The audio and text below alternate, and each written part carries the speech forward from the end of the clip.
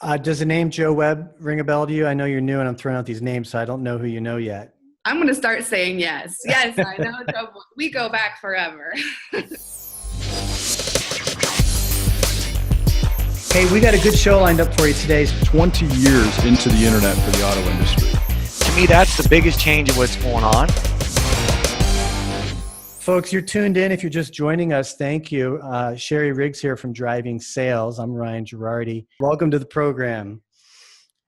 Thank you. I'm excited to be here, and I haven't watched my demo reel in a few months, so that was fun to look back on all those memories. Little blast from the past, huh? Yeah.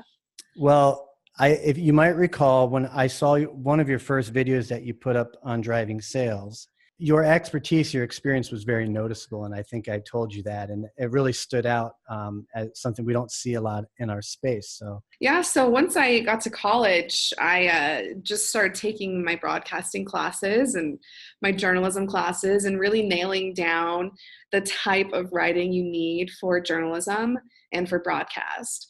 And then once I did that, I ended up getting a job at Channel 2 News in Utah, and I worked as a producer and as a reporter, and I wanted to do more on air, so I ended up moving to an island in the South Pacific called San Juan, because why not?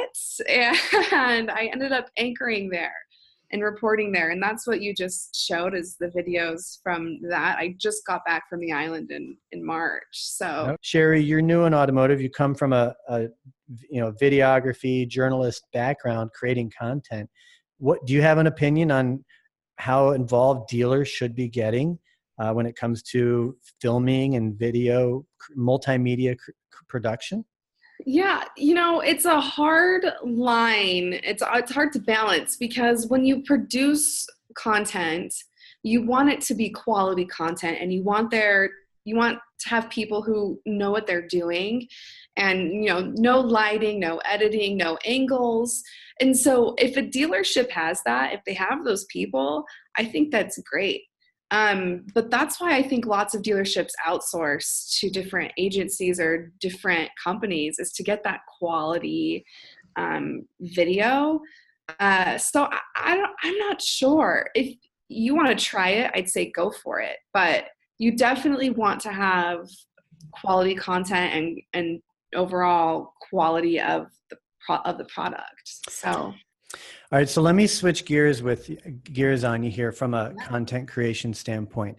Do you think that from a B2B standpoint that companies should be looking at content creation more from a publisher's standpoint, like creating out of the box original content that's more mainstream and more entertaining versus just being about what they do? Or is there no ROI in that at the business level?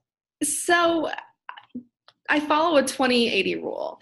20% of what I post can be self-serving, can be, ads about our upcoming events, can be advertorials on our products. But the other 80%, which is a large majority, is going to be quality content that everybody can use for their dealership.